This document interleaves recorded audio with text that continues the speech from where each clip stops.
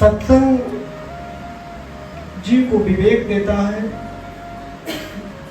और जीव को पापों से मुक्त कर देता है। तो सत्संग कोई मात्र सुन लिए ऐसी नहीं है। सत्संग को श्रवण करो। जो भी महापुरुषों द्वारा बात बताई जाती है उसको अपने जीवन में उतारो, उसका मार्गदर्शन करो, तब आपके जीवन में उन्नति, तरक्की और पाप मुक्त हो पाओगे। उस गुरु वाणी को अपने जीवन में उतारने के लिए जा रहे हो। अपने जीवन में उस गुरु वाणी को जब उतार लिए तो इससे आपके अंदर की जो विकार है वो नष्ट हो जाती है। आपके जीवन में जो कष्ट है वो दूर हो जाते हैं। यह सत्संग से होता है। आप गुरु दरबार में बैठे, गुरु ने क्या कहा उस पर ध्यान ही नहीं है। मन तो घर पे उड़ रहा है, मन तो इधर उधर विचरण कर रहा है, बस शरीर बैठा है, तो इससे कोई लाभ नहीं होगा। सत्संग सुनने का क्या लाभ है जब आपका मन ही गुरु के वाणी पर लगेगा। अगर आपका विश्वास है, सच्ची आपकी निष्ठा है अंदर से, आप गुरु दरबार में बैठकर मन से गुरु वाणी सुन रहे हो, तो इससे आपके जीवन में चमत्कार होने लगेंगे, कृपाएं होने लगेगी। लेकिन जीव के अंदर तो इच्छा है, मैंने गुरु जी के यहाँ गया, मेरा ये काम नहीं बन पाया, ये मेरा काम सिद्ध नहीं हुआ, वो मेरा काम सिद्ध नहीं हुआ। देखिए, यह इच्छा तो कई जन्मों से बनी हुई है और उसी इच्छा का भोग है कि फिर हम जन्म ले लिए और फिर भोग रहे हैं। आगे की फिर तैयारी करोगे वही। तुम क्या हमको इसी नरक में रहना है, यही भोग भोगना है? कुछ ठीक ठाक था, अच्छा परिवार में जन्म ले लिया, जीव खा रहे हो, पता लगा इसमें अच्छा कर्म नहीं बन पाया, फिर अगला जो शरीर मिलेगा इससे भी बुरा मिल जाए, पीड़ादायक वाली शरीर मिल जाए, तो जीव का दुर्गति हो जाएगा। तो महापुरुषों ने लोगों को जगाने का काम किया है, जागृत। हम लोग कहीं ना कहीं वे सोए हुए हैं, अभी ज्ञान नहीं है, विवेक नहीं। विवेक कहाँ से होगा? जब आप सत्संग में बैठोगे, महापुरुषों के सनिध में बैठकर कुछ सुनोगे, तभी तो विवेक होगा। कि जहां पर कोई किसी का निंदा कर रहा है, किसी का बुराई कर रहा है, वहां पर आपको विवेक होगा। वहां पे तो आपको विवेक नहीं होगी, बल्कि आपको बुद्धिहीन कर दिया जाएगा। जो आपके अंदर विवेक है वो भी भ्रष्ट कर दिया जाएगा, क्योंकि आपके मन में कूड़ा करकट डाल दी जाएगी, विकार डाल जाएगा, और उसी में आप जलोगे। बस सिर्फ उसी में जलोगे, मतलब कुछ नहीं निकलेगा। जिसका कोई मतलब नहीं उसी में हम जल रहे हैं, मतलब अज्ञानता है। उस अज्ञान से बाहर निकालने के लिए हमारे महापुरुषों ने प्रयास किया है। लोग जागे, अंदर विवेक रखें, ताकि समझ रखें, ताकि वो दुर्गति से बचें। जब जीव के अंदर ज्ञान होता है तो दुर्गति से बचता है। जब ज्ञान नहीं होता है तो बौखलाहट उसके अंदर होती है, उसके अंदर पीड़ा होता है। इस संसार में वो सुख खोजता है और उसको सुख नहीं मिल पाता है। बस एक मंद बुद्धि रहती है मन में, एक भ्रम रहता है, कल हम सुखी हो जाएंगे, कल मेरे बड़े बड़े बच्चे हो जाएंगे तो मैं सुखी हो जाऊंगा। जब बच्चे हुए फिर नाती पोता हो जाएंगे तो सुखी हो जाएंगे।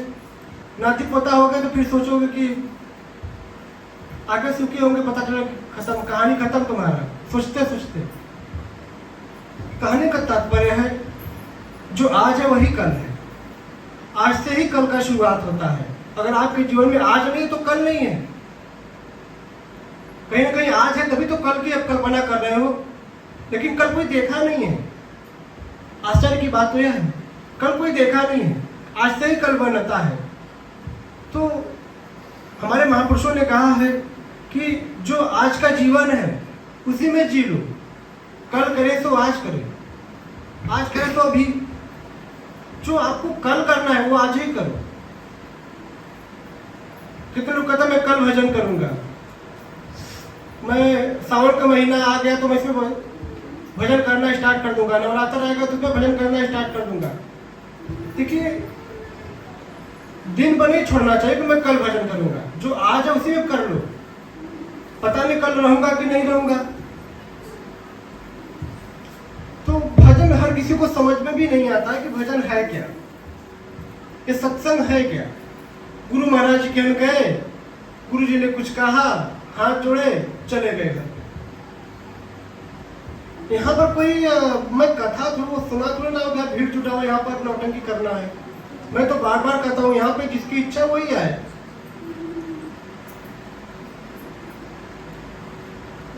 यहाँ पर हम लोग उस मूल तत्व को जानने के लिए आते हैं जिससे जीव विमुख है, दूर है, अनजान है, नहीं जानता है, नहीं देखा है, नहीं सुना है, उस चीज को यहाँ पर बताया जाता है आपको, जिससे हमारे अड़ोस पड़ोस विमुख है, दूर है, हम खुद विमुख है, दूर है। तो फिर कहाँ समाज में आप सही चीज को जान पाओगे? वह चीज यहाँ पर बताया जाता है जो मूल है। जिस कर्तव्य से आप भटक गए हो उस कर्तव्य को आपको बताया जाता है। जिस वादे को आप भूल गए हो उस वादे को आपको बताया जाता है जो भगवान से आपने किया है। जब किसी माता के गर्भ में कोई शिशु रहता है, कोई बच्चा रहता है, तो भगवान से बार बार वादा करता है, बार बार उनसे प्रार्थना करता है कि प्रभु इस नरक से हमको बाहर करो। माँ ने अचार खा लिया है, माँ ने तीखा चीज खा लिया है, पीड़ा हो रही है, कष्ट हो रही है, मतलब कहीं ना कहीं से बहुत दुर्गति की तरफ हो जाता है। इस नरक से हमको बाहर निकालो और धरती पर जाकर इस जन्म मरण से मुक्त हो जाऊंगा प्रभु आपका भजन करके। कहीं ना कहीं उस समय विवेक होता है, तभी तो कोई छोटा बच्चा होता है तो हम लोग कहते हैं तो कोई भगवान का रूप है, भगवान हंसा रहे हैं, भगवान इसको खिला रहे हैं, आप ही तो कहते हो। जब तक उसको समाज का ज्ञान नहीं होता है तब तक उसका मन जो होता है ना एकदम खाली होता है और उसके अंदर परमात्मा की चेतना होती है सिर्फ। लेकिन जैसे जैसे वो बढ़ने लगता है, विकास करने लगता है उसका शरीर, तो समाज सिखाने लगता है कि तो भाई तुम्हारा माई है, तुम्हारा बाऊ है, तुम्हारा दादी, तुम्हारा दादा है। फिर वो भगवान को भुला गया। फिर दादी खिलाएगी तो खेलेगा, नहीं तो फिर रोएगा लड़का। माँ खिलाएगी तो खेलेगा, नहीं तो फिर रोएगा, क्योंकि वो पढ़ रहा है। अब उसको समाज की ज्ञान हो रही है, उस भगवान से दूर हो रहा है वो। तो जिस भगवान से हम दूर हो गए हैं, जिस भगवान से हम वादा करके इस धरती पर आए, वो वादा भूल गए हैं। उस चीज को महापुरुषों ने बताया है समाज को। जब आप भगवान का भजन करोगे तभी उस मूल तत्व की पहचान हो पाएगी, नहीं तो भटकते रह जाओगे, इधर उधर घूमते रह जाओगे, भगवान की कृपा नहीं हो पाएगा। कि जो हमारे देवी देवता है, जो देवथानी स्थान है, इससे हमारी पूजा पाठ चालू होता है। जब तीर्थ करने से, प्रयाग नहाने से, मंदिर में जाने से, ये पूजा की स्टार्टिंग हो गई, भाव उत्पन्न हो गई। तो जो हम तीर्थ करते हैं, प्रयाग नहाते हैं, ये तो हमारी भाव है, इससे हमारी भक्ति स्टार्ट हो गई। लेकिन अगर हम इसको बदले ना तो फिर हमारी ज्ञान अधूरी का अधूरी रह जाएगी, नकली का नकली रह जाएगी, पूजा व्यर्थ का व्यर्थ रह जाएगा। इसलिए सत्संग की जरूरत है। भाव तो वहां से जागृत हो गई भगवान के प्रति, पुण्य तो चालू हो गया, लेकिन अगर आगे रास्ता चेंज नहीं किए तो फिर रास्ता क्लियर नहीं हो पाएगा। बहुत ध्यान से समझेगा, समझ में आएगा। तब सत्संग, जब हम महापुरुषों के दरबार में इस सत्संग सुनने लगते हैं तब उस तीर्थ के फल के बारे में पता लगने लगता है। उस देवी देवता का पूजन जब ध्यान करते हैं, उनकी कृपाओं के बारे में पता लगने लगता है, कैसे ध्यान करें, कैसे पूजन करें, क्या विधि है, क्या विधि नहीं है, हर चीज के बारे में जानकारी होने लगती है। तब उसका पूर्ण रूप से फल आपको मिलने लगता है। तो जब हम स्टार्ट करते हैं देवी देवता से, अगर वहां से कुछ चेंज रास्ता नहीं किए तो आप अंधकार में ही रह जाओगे। क्योंकि सत्संग में हर प्रकार की ज्ञान आपको मिलता है कि देवी देवताओं की कृपा कैसे पानी चाहिए, तीर्थ नहाने से क्या होता है, कुंभ नहाने से क्या होता है, पंचकोशी करने से क्या होता है, श्रावण महीने में भगवान शिव के ऊपर बेलपत्र चढ़ाने से क्या होता है? ये तो सत्संग से ही मिलेगा ना। अभी कोई बता दिया बेलपत्र भगवान को चढ़ाया जाता है, चढ़ा रहे, उसका मतलब नहीं पता है, तो भाव कहाँ से आएगा? बस चढ़ा रहे, लेकिन वो भाव नहीं आ पा रही है, वो मजबूती नहीं आ पा रही है। लेकिन जब उसके बारे में उसकी महिमा पता होती है तो रुचि बढ़ जाती है। तो महिमा कौन बताएगा? सत्संग। सत्संग से महिमा पता लगता है भगवान के बारे में ना। जब सत्संग से विमुख रहोगे, सत्संग से दूर रहोगे, तो भगवान की महिमा के बारे में पता नहीं लग पाएगा। इसलिए हमको सत्संग की आवश्यकता पड़ती है। यदि आपका सत्संग ही कल्याण करेगा। अभी तो आपको लग रहा है कि क्या होने वाला है इससे। देखिए, जब व्यक्ति का शरीर शांत होता है ना, तब उसके जो कर्मों का लेखा जोखा होता है, तब उसको एहसास होता है, काश अच्छा काम कर लिया होता, काश मैं भजन कर लिया होता। बाल बच्चे तो चुप छूट गए, जिकरे बदे मारी मारा किए वो तो छूट गया, जिसके खातिर दिन भर झूठ साच बोले वो तो छूट गया। वो लोग तो मजा ले रहे संपत्ति का। हम तो अब यहाँ दुर्गति की तरफ जाएंगे। अब तो हमारे ऊपर भगवान का सोटा पड़ेगा, चलो पीटाओ। ऐसा भागवत में लिखा हुआ है। पढ़े हो कि नहीं पढ़े हो भागवत? ये हमारी बात नहीं, मैं तो साधारण तरीके से बता दे रहा हूँ, लेकिन ये शास्त्रों की बात है। यहाँ पर जो भी बातें बताई जाती है, मैं अपना कोई पर्सनल बात नहीं बताता हूँ, शास्त्र की बात अपनी भाषा में बताता हूँ, ताकि आप अच्छे से समझ सको, अच्छे से जान सको। तो जब आप सत्संग सुनते हो तो इससे आपके मन की जो विकार है वो नष्ट हो जाते हैं, दूर हो जाते हैं। जब सत्संग की रास्ता मिलेगा तब पता लगेगा कि इसके अलावा तो कुछ और है, मैंने तो कुछ और सोच रहा था। ये मानव जीवन जो है बड़ा महत्वपूर्ण है, यह सबको नहीं मिलता है। बड़े भाग मानुष तन पावा, यह बड़े भाग्य से मिला है। अब इसको निरर्थक में गंवा रहे हो, संसार के भोगों में गंवा रहे हो, इधर उधर बस पाप बटोर रहे हो, जो पुण्य है पीछे का वो भी नष्ट कर दे रहे हो, आगे के लिए दुर्गति का रास्ता बना रहे हो। कौन समझाए? मैं आपके घर जाके थोड़े समझा सकता हूँ कि बाबू मत करो, भैया ये मकाम मत करो। मैं इसी जगह तक समझा सकता हूँ, 1 घंटा का जो समय है। अगर ना समझो ये दुर्गति है, दुर्भाग्य है जीव का। इसलिए मैं बार बार कहता हूँ, भजन करो, भजन करो, ध्यान करो। कितने लोग कहते हैं महाराज दिन में चलते फिरते नाम ले लेते हैं, उससे क्या होने वाला है? नाम तो अलग बात है, नाम जबकि अलग महिमा है, लेकिन जब आप ध्यान नहीं करोगे तो मन की शांति तो होगी नहीं। नाम जबकि अभ्यास होगा नहीं। अगर नाम भी जब कर रहे हो वैसे वैसे, मन तो बस संसार में ही खोया हुआ है। 1% भी बस मुख से नाम बक रहे हो, लेकिन स्थिरता नहीं है, समर्पण नहीं है, तो इससे कैसे काम चलेगा? मात्र कोई पुस्तक ले लो, पन्ना पलटने से आपको उसका ज्ञान नहीं होगा, उसको ध्यान लगा के पढ़ना होगा। हम लोग बस पन्ना पलट रहे हैं।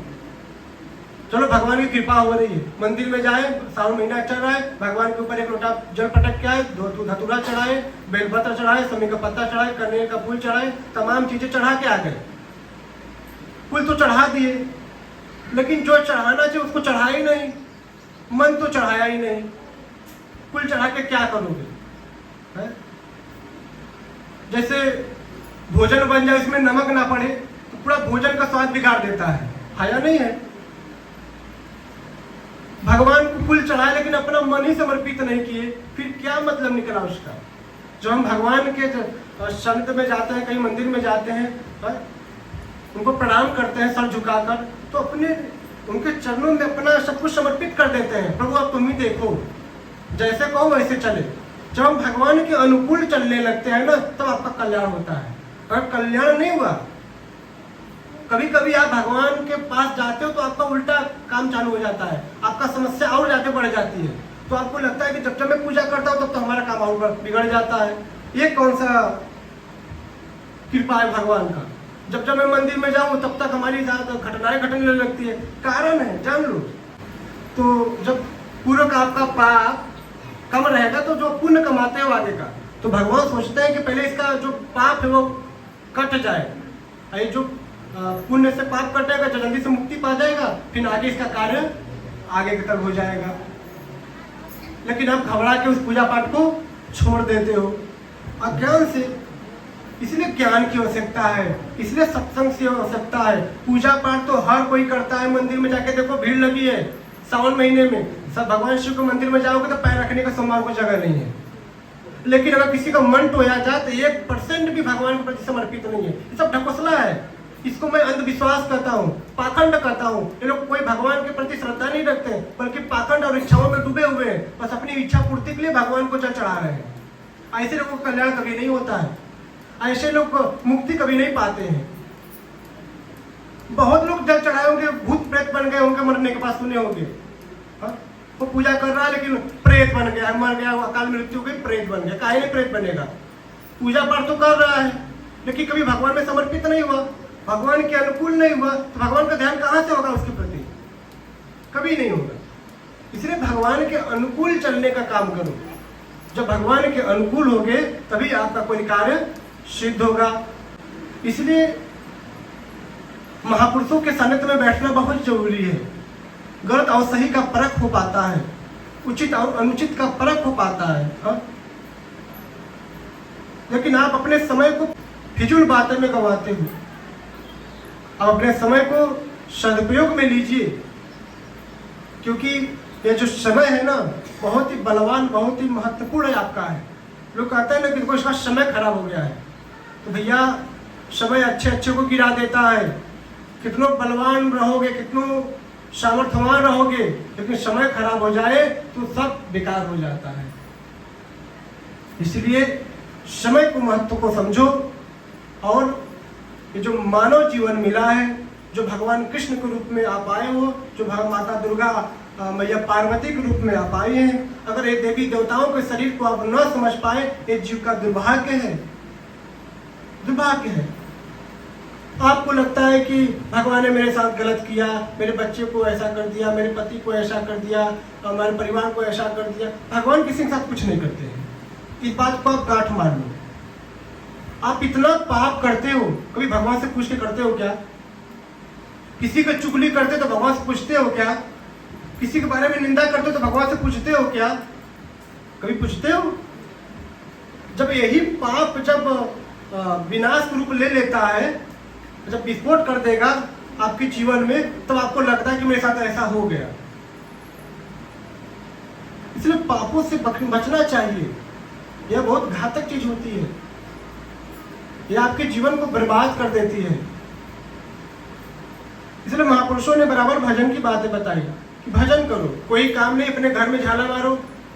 अगर पुरुष लोग का काम नहीं तो अपना पैजामा फाड़ कर सियो, लेकिन सियो, फाड़ दो पैजामा। किसी फालतू तो बात नहीं करोगे, फालतू जगह उठोगे बैठोगे तो मुश्किल नहीं ना, अपने काम में बिजी रहोगे।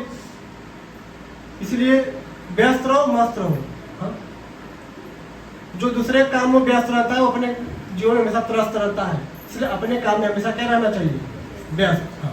मन में हमेशा क्या रखना चाहिए? भजन, नाम, जप।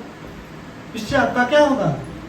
कल्याण। देखो मैं इतनी छोटी छोटी बातें क्यों बताता हूँ पता है? मैं भी वो चाहूँ तो बस भागवत की बात बताऊँ, रामचरितमानस की बात बताऊँ, भगवान शिव की कहानी सुनाऊँ। देखो वो तो बात अलग है, लेकिन जब आप छोटी छोटी गलतियां करोगे तो मैं पूरी कथा सुना के क्या करूंगा? जब आप गलतियां करोगे, जब गुब्बारा में छेद रहेगा तो मैं हवा भर के क्या करूंगा?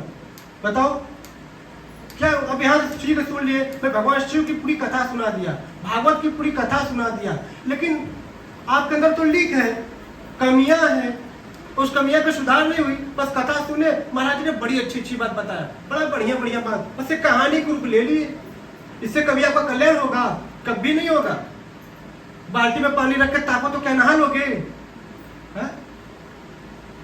इसलिए पहले हाथ में मग लेना पड़ेगा, उस पानी को अपने ऊपर उठाना पड़ेगा तब तो नहाओगे। जब पानी को अपने ऊपर डालोगे तो मैं चाहता हूं कि जो आपके अंदर कमियां हैं, उस कमियों का पहले धीरे धीरे सुधार करो सत्संग के द्वारा, कि ये क्या उचित है, क्या अनुचित, क्या करना चाहिए, क्या नहीं करना। धीरे धीरे धीरे जब अभ्यास करोगे ना, तब आपका जीवन एकदम पूरा परफेक्ट हो जाएगा, एकदम सही हो जाएगा। फिर ध्यान करोगे, नाम जप करोगे तो बड़ी कृपाएं होगी भगवान के आपके ऊपर। नाम जप करना नहीं चाहते हो,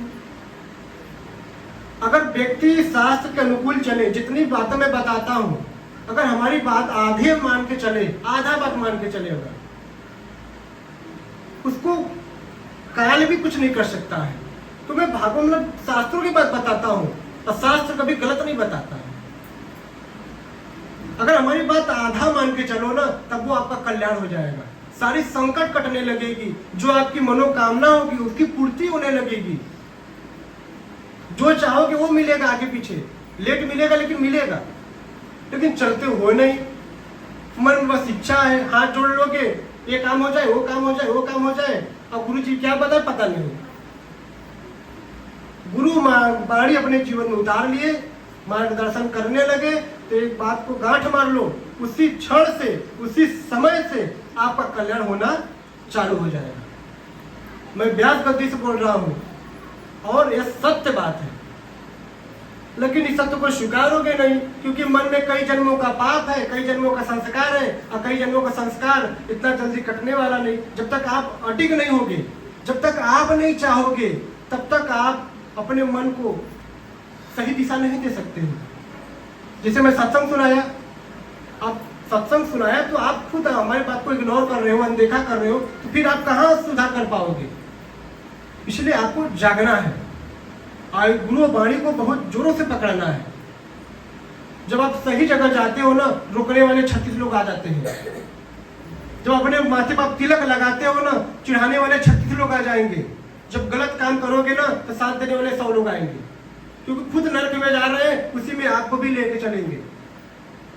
जब उस नर्क के भीड़ से अलग होगे ना, तो लोगों को बुरा लगता है, ये कहाँ जा रहा है, ये किस दिशा में जा रहा है। अगर कोई यहाँ पे तांत्रिक के पास जाए तो 36 लोग गांव भर के लोग मिल जाएंगे, चलो मैं भी तुमको बढ़िया जगह दिखा देता हूँ, बढ़िया जगह लेके चलता हूँ, वो बढ़िया है, वो खराब है, वो बढ़िया है। लेकिन अगर आप भगवान में लगे हो, किसी साधु संतों के सामने में बैठ के सत्संग सुन रहे हो, तो कहाँ जा रहे हो, क्या मिल रहा है वहां पर, तुमको क्या फायदा है। फायदा सुनाने लगेंगे, फायदा सुनाते सुनाते तो तुम्हारे मन को हर लेंगे। जैसे मंथरा ने कैकेयी का मन हर लिया, और तुम्हारा विनाश चालू हो जाएगा। सही जगह जा रहे, फिर बुरा रास्ता पकड़ लिए कल्याण के लिए, वहां भी कल्याण नहीं होगा। अरे ऊपर वाला नहीं चाहेगा तो नीचे वाला कल्याण किसे कर सकता है। अगर वो चाह जाए तो मिट्टी उठाकर चुटकी से उठा के दे देंगे, तो इसी से आपका कल्याण हो जाएगा, उसकी कृपा हो जाए तो जो आपका कांटेक्ट ऊपर वाले से कर रहा है, उससे आप कतरा रहे हो, उससे दूर भाग रहे हो। जो आपको गुमराह कर रहा है, जो आपको भ्रम में डाल रहा है, उसके पास आप जोरों से पकड़े उसको, उसके पास जाने के लिए आप प्रेरित हो। इसलिए ऐसे लोगों से हमेशा बच के रहना चाहिए। ऐसे लोग अगर कुछ कहे तो उसका विरोध करना चाहिए। जब उसका विरोध करोगे तो ऐसी बातें आपके सामने दोबारा नहीं रखेगा।